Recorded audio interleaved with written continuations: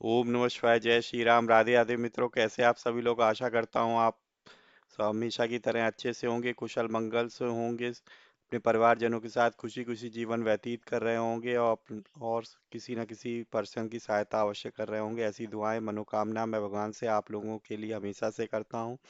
मैं अंकित आप सभी लोगों का आपके अपने चैनल में हार्दिक स्वागत करता हूं, अभिनंदन करता हूं। तो आज आपके सामने फिर से प्रस्तुत हूँ पद्म पुराण के षष्ठी खंड को लेके। तो लास्ट सेशन में हम लोगों ने देखा था कि किस तरीके से जो हमारे पास श्राद्ध है, श्राद्ध करने की विधि क्या है, और श्राद्धोपयोगी जो भी हमारे पास तीर्थ स्थान है उनके बारे में डिटेल्स में हमने देखा था।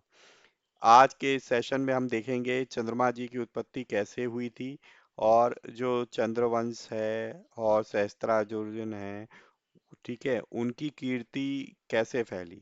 ठीक है, तो बिना देर करते हुए हम लोग जो है इसे स्टार्ट करते हैं। तो सर्वप्रथम हम प्रथम पूजनीय गणेश जी का आह्वान करेंगे।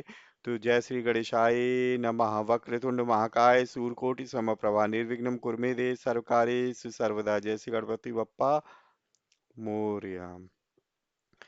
ओम नमो भगवते वासुदेवाय। ओम नमो नारायणाय। ओम विष्णवे नमः। तो दोस्तों, ध्यान लगाकर, मन लगाकर इसे सुनिए, भगवान का ध्यान लगाकर। चंद्रमा की उत्पत्ति तथा यदुवंश एवं सहस्त्रार्जुन के प्रभाव का वर्णन। भीष्म जी ने पूछा कि समस्त शास्त्रों के ज्ञाता हे पुलस जी, चंद्रवंश की उत्पत्ति कैसे हुई। उस वंश में कौन कौन से राजा अपनी कीर्ति का विस्तार करने वाले हुए। पुलस जी ने कहा कि हे राजन, पूर्व काल में ब्रह्मा जी ने महर्षि अत्रि को सृष्टि के लिए आज्ञा दी। तब उन्होंने सृष्टि की शक्ति प्राप्त करने के लिए अनुत्तर नाम का जप किया। वे अपने मन और इंद्रियों के संयम में तत्पर होकर परमानंदमय ब्रह्म का चिंतन करने लगे। एक दिन महर्षि के नेत्रों से कुछ जल की बूंदें टपकने लगीं, जो अपने प्रकाश से संपूर्ण चराचर जगत को प्रकाशित कर रही थी। दिशाओं की अधिष्ठात्री देवियों ने स्त्री रूप में आकर पुत्र पाने की इच्छा से उस जल को ग्रहण कर लिया। उनके उदर में वह जल गर्भ रूप से स्थित हुआ। दिशाएं उसे धारण करने में असमर्थ हो गईं, अतः उन्होंने उस गर्भ को त्याग दिया। तब ब्रह्मा जी ने उनके छोड़े हुए गर्भ को एकत्रित करके उसे एक तरुण पुरुष के रूप में प्रकट किया, जो सब प्रकार के आयुधों को धारण करने वाला था।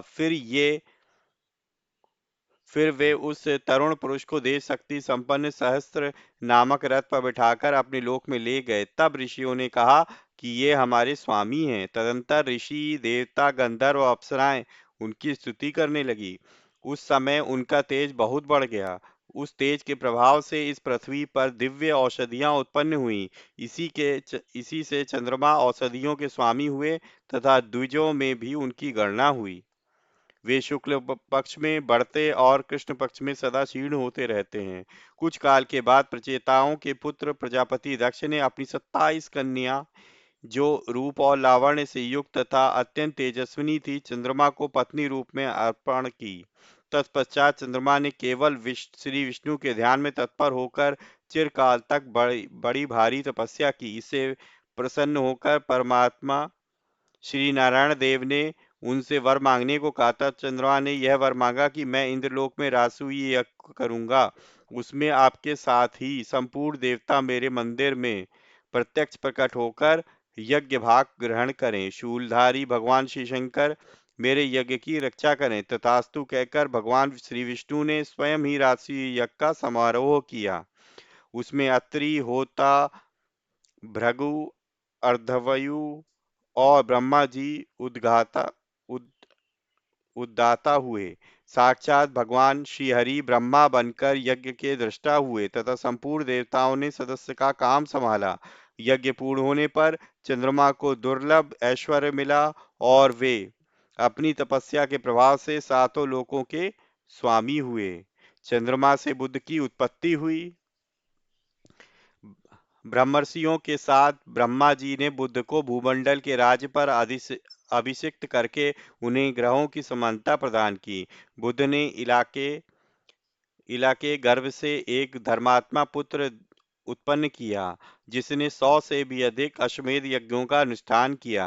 वह पुरूरवा के नाम से विख्यात हुआ। संपूर्ण जगत के लोगों ने उसके सामने मस्तक झुकाया। पुरूरवा ने हिमालय के रमणीय शिखर पर ब्रह्मा जी की आराधना करके लोकेश्वर का पद प्राप्त किया। वे सातों द्वीपों के स्वामी हुए। केशी आदि दैत्यों ने उनकी दासता स्वीकार की। उर्वशी नाम की अप्सरा उनके रूप पर मोहित होकर उनकी पत्नी हो गई। राजा पुरूरवा संपूर्ण लोकों के हितैषी राजा थे। उन्होंने सातों द्वीप, वन, पर्वत और काननों सहित संपूर्ण भूमंडल का धर्म पूर्वक पालन किया। उर्वशी ने पुरूरवा के वीर से 8 पुत्रों को जन्म दिया। उनके नाम ये हैं: आयु, दृढ़ायु, वश्यायु, धनायु, वृत्तिमान, वसु, दिविजात और सुबाहु। ये सभी दिव्य बल और पराक्रम से संपन्न थे। इनमें से आयु के 5 पुत्र हुए: नहुस, वृद्धशर्मा, रजि, दंभ और विपाप विपापमा। ये पांचों वीर महावीर थे। रजि के 100 पुत्र हुए, जो राजेय के नाम से विख्यात थे। हे राजन, रजि ने तपस्या द्वारा पाप के संपर्क से रहित भगवान श्री नारायण की आराधना की। इससे संतुष्ट होकर श्री विष्णु ने उन्हें वरदान दिया, जिससे रजि ने देवता, असुर और मनुष्यों को जीत लिया। अब मैं नहुस के पुत्रों का परिचय देता हूँ। उनके 7 पुत्र हुए और वे सब के सब धर्मात्मा थे। उनके नाम ये हैं: यति, ययाति, संयाति, उद्धव, पर, व्यति और विद्यसाती। ये सातों अपने वंश का यश बढ़ाने वाले थे। उनमें यति कुमारावस्था में ही वानप्रस्थ योगी हो गए। ययाति राज्य का पालन करने लगे। उन्होंने एकमात्र धर्म की ही शरण ले रखी थी। दानवराज वृषपर्वा की कन्या शर्मिष्ठा और शुक्राचार्य की पुत्री सती देवयानी, ये दोनों उनकी पत्नियां थीं। ययाति के 5 पुत्र थे। देवयानी ने यदु और तुर्वसु नामक 2 पुत्रों को जन्म दिया तथा शर्मिष्ठा ने द्रहु, अनु और पुरु नामक 3 पुत्र उत्पन्न किए। उनमें यदु और पुरु ये दोनों अपने वंश का विस्तार करने वाले हुए। यदु से यादवों की उत्पत्ति हुई, जिनमें पृथ्वी का भार उतारने और पांडवों का हित करने के लिए भगवान बलराम और श्री कृष्ण प्रकट हुए। यदु के 5 पुत्र हुए, जो देव कुमारों के समान थे। उनके नाम थे: सहस्त्रजित, क्रोष्टु, नील, अंजिक और रघु। इनमें सहस्त्रजित ज्येष्ठ थे। उनके पुत्र राजा शतजित हुए। शतजित के हय, हय और उत्तालह, ये 3 पुत्र हुए, जो बड़े धर्मात्मा थे। हय का पुत्र धर्मनेत्र के नाम से प्रसिद्ध हुआ। धर्मनेत्र के कुंभी, कुंभी के संहत और संयत के महिष्मान नामक पुत्र हुए। महिष्मान से भद्रसेन नामक पुत्र का जन्म हुआ, जो बड़ा प्रतापी था। वह काशीपुरी का राजा था। भद्रसेन के पुत्र राजा दुर्दश हुए। दुर्दश के पुत्र भीम और भीम के बुद्धिमान कनक हुए। कनक के कृताग्नि, कृतवीर, कृतधर्मा और कृतौजा, ये 4 पुत्र हुए, जो संसार में विख्यात थे। कृतवीर का पुत्र अर्जुन हुआ, जो 1000 भुजाओं से सुशोभित एवं सातों द्वीपों का राजा था। राजा कृतवीर ने 10,000 वर्षों तक दुष्कर तपस्या करके भगवान दत्तात्रेय जी की आराधना की। पुरुषोत्तम दत्तात्रेय जी ने उन्हें 4 वरदान दिए। राजाओं में शेष अर्जुन ने पहले तो अपने लिए 1000 भुजाएं मांगी। फिर दूसरे वर के द्वारा उन्होंने यह प्रार्थना की कि मेरे राज में लोगों को अधर्म की बात सोचते हुए भी मुझसे भय हो और वे अधर्म के मार्ग से हट जाएं।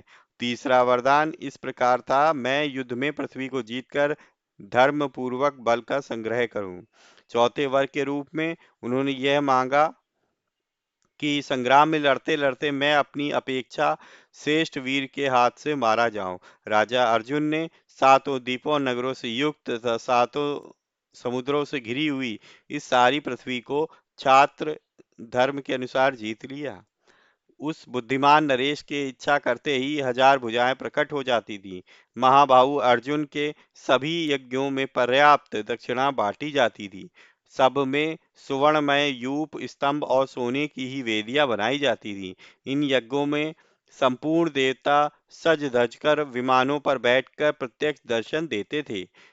महाराज कार्तवीर ने 85,000 वर्षों तक एक छत्र राज्य किया। वे चक्रवर्ती राजा थे। योगी होने के कारण अर्जुन समय समय पर मेघ के रूप में प्रकट हो वृष्टि के द्वारा प्रजा को सुख पहुंचाते थे। प्रत्यंचा के आघात से उनकी भुजाओं की त्वचा कठोर हो गई थी।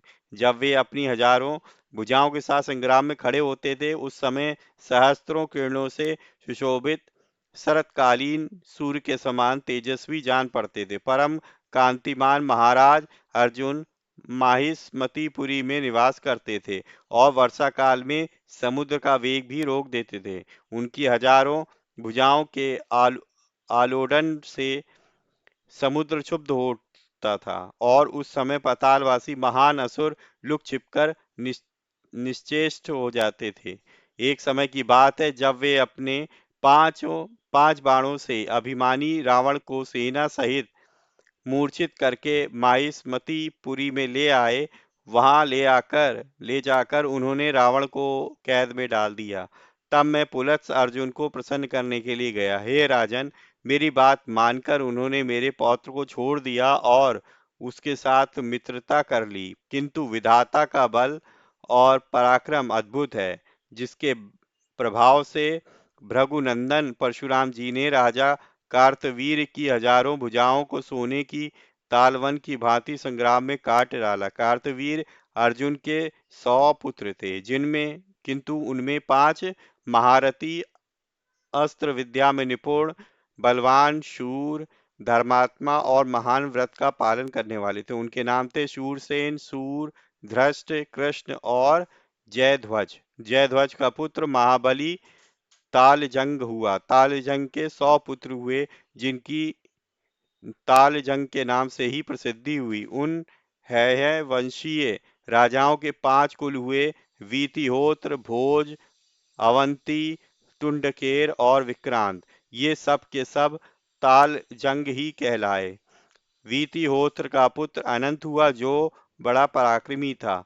उसके दुर्जय नामक पुत्र हुए, जो शत्रुओं का संहार करने वाला था। तो सियावल रामचंद्र की जय। जय विष्णुवे नमः। तो दोस्तों, ये था आज का हमारा सेशन, जिसमें हमने देखा कि चंद्रमा जी की उत्पत्ति किस प्रकार हुई और यदुवंश और जो है सहस्त्रार्जुन का किस तरीके से कीर्ति और उनका प्रभाव पड़ा। ठीक है दोस्तों, तो अगर आप लोगों को ये वीडियो अच्छी लगी है, अगर अच्छी लगी है तो प्लीज़ वीडियो को लाइक करना ना भूलें।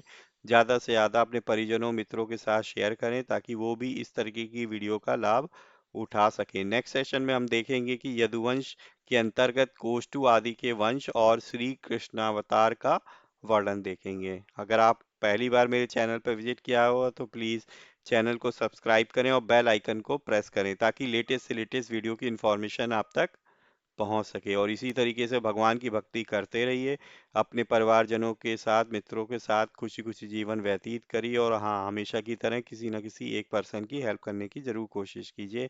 मिलेंगे नेक्स्ट वीडियो में, तब तक के लिए जय श्री राम। राधे राधे मित्रों।